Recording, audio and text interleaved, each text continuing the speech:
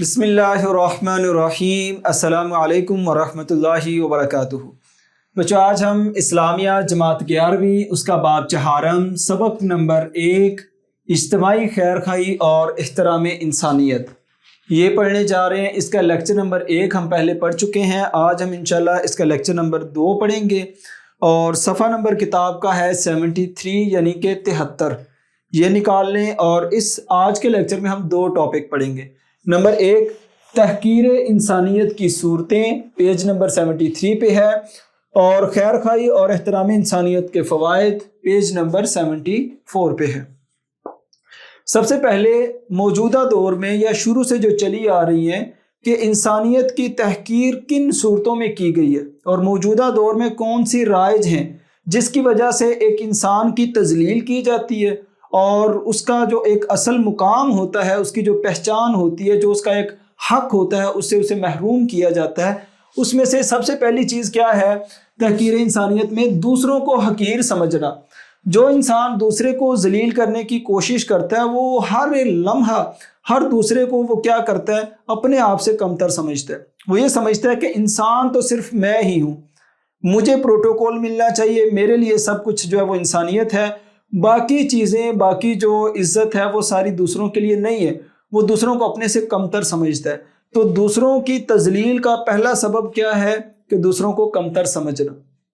اس کے بعد پھر مذاق اڑانا، چھوٹی چھوٹی بات پہ کسی کا مذاق اڑانا، وہ کسی بھی صورت میں مذاق بنانا، یہ مذاق بنانا بھی گویا کہ انسان کی تذلیل کا سبب ہے۔ تو ہمیں یہ گریز کرنا چاہیے مذاق اڑانے سے۔ 4 دوستوں کی محفل میں 5واں دوست کیا کرتا ہے کہ وہ کسی ایک کا مذاق اڑاتا ہے، باقی 4 ہنس رہے ہوتے ہیں اور وہ یہ سمجھتا ہے کہ یہ محفل میری وجہ سے جمی ہوئی ہے اور میں اس محفل کا ایک کہہ لیں کہ مین نمائندہ ہوں، مین بندہ ہوں جو کہ اس کو محفل کو کیا کر رہا ہے، لیڈ کر رہا ہے، اس کو ہنسا رہا ہے اور اس کو جو ہے وہ جما کے رکھا ہے۔ ایسا نہیں ہے۔ اگر 4 لوگوں کو خوش کیا جا رہا ہے تو اس ایک بندے کی جو تذلیل کی جا رہی ہے اس کے دل پہ کیا گزر رہی ہوگی۔ اس لیے کسی کا مذاق نہ اڑائیں۔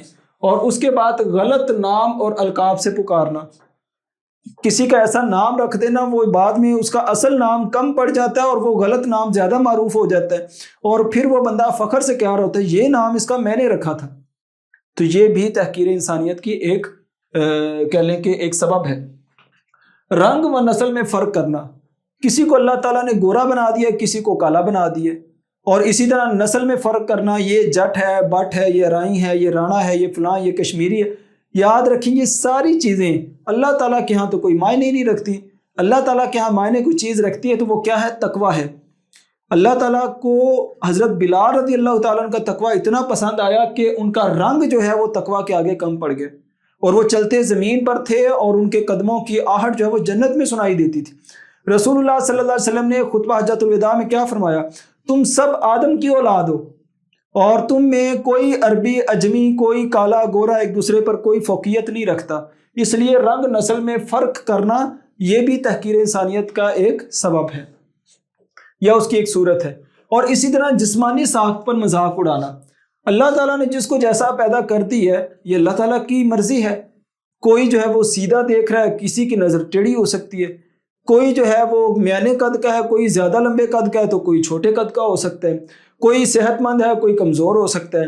تو جسمانی ساخت پر مذاق اڑانا گویا کہ اللہ تعالیٰ کی پیدا کردہ چیز کا مذاق بنانا ہے اور وہ اس چیز کا گناہ نہیں ہے، اس کے بنانے والے نے ہی اس کو ایسا بنایا، گویا کہ اس انسان کا مذاق اڑانا گویا کہ اللہ کی تخلیق کا مذاق اڑانا ہے۔ تو ہم جانے انجانے میں اللہ تعالیٰ کی پیدا کردہ چیزوں کا مذاق اڑا رہے ہوتے ہیں۔ تو اس لیے ہمیں اس چیز سے گریز کرنا چاہیے اور جسمانی ساخت پر مذاق نہیں اڑانا چاہیے۔ اور اس کے بعد طعنہ دینا، غیبت، ہر وہ سبب جو کسی انسان کو انفرادی طور پر یا اجتماعی طور پر، چاہے وہ محفل کی مجلس کی صورت میں ہو یا معاشرتی طور پر ہو، کسی بھی چیز سے اگر کوئی دوسرا انسان اس محفل میں اپنے آپ کو مایوس سمجھ رہا ہے، کمتر سمجھ رہا ہے، وہ طعنے کی صورت ہو سکتی ہے، غیبت کی صورت ہو سکتی ہے، چغلی کی صورت ہو سکتی ہے۔ یاد رکھیں وہ ساری کون سی صورتیں ہیں؟ تحقیر انسانیت کی۔ جائز حق سے محروم کر دینا یہ بھی تحقیر انسانیت ہے۔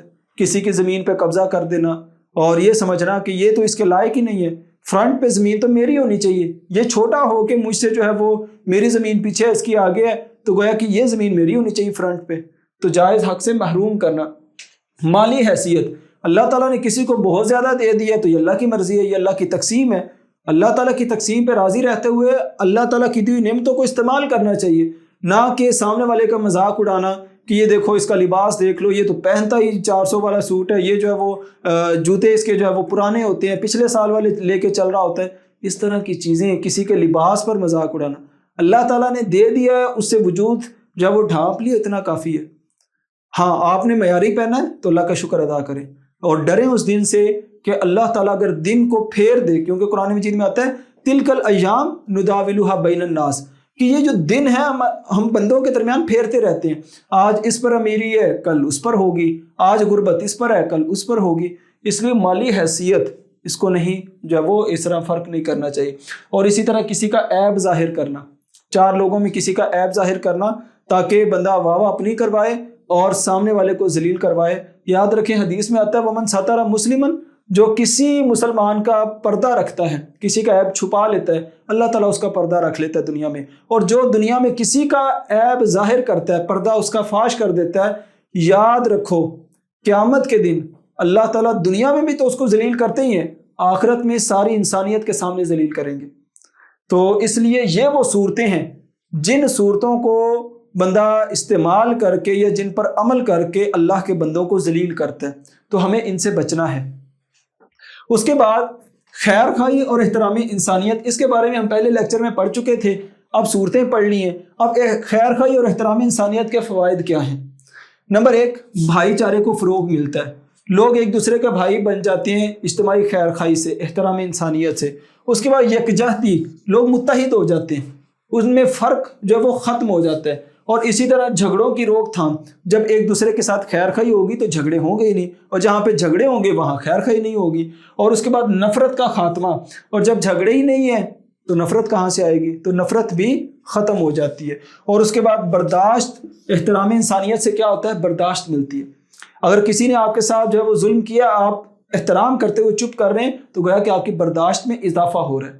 اگر ایک بندہ، آپ بائک پہ جا رہے ہیں، ایک بندہ ایک دم سے آپ کے سامنے آ جاتا ہے، آپ برداشت کر رہے ہیں، اس سے کیا ہے؟ آپ کا سٹیمنا جو برداشت کرنے کا ایک مادہ ہے وہ بڑھ رہا ہے، کم نہیں ہو رہا. اگر آپ بات بات پہ جھگڑا کریں گے اور انسان کا احترام بھول جائیں گے تو ایک دن ایسا آئے گا کہ آپ اپنی فیملی کے سامنے بھی اسی طرح ہی بولیں گے. اور اس کے بعد خیر خواہی کا جذبہ اس سے پیدا ہوتا ہے، احترام انسانیت سے. اور اس کے بعد عزت، آبرو اور مال و جان کی حفاظت. احترام جب بندہ کسی کا کرتا ہے اور خیر خواہی کرتا ہے تو عزت بھی محفوظ ہے، آبرو بھی محفوظ ہے، مال بھی محفوظ ہے، اور سب سے بڑی بات جان بھی محفوظ ہے. یہ آج کل کا جو ٹائم چل رہا ہے، جان جانا تو ایسے ہی ہے جیسے کوئی مذاق بن گیا، کسی نے اس کو مذاق کیا اور مذاق وہ حد سے آگے نکل گیا، نتیجتاً کیا ہوتا ہے؟ ایک دوسرے کی جان لے لیتا ہے. تو گویا کہ اسلام کے راستے پر چلتے ہوئے ہم دوسروں کی تذلیل سے بھی بچ سکتے ہیں، اپنی عزت، آبرو، مال، جان کی بھی حفاظت کر سکتے ہیں، دوسروں کی بھی حفاظت کر سکتے ہیں، اور ایک معاشرے کو بہتر معاشرہ بنا سکتے ہیں اور بہترین انسان بن سکتے ہیں. تو بچوں یہاں تک ہمارا سبق مکمل ہوتا ہے.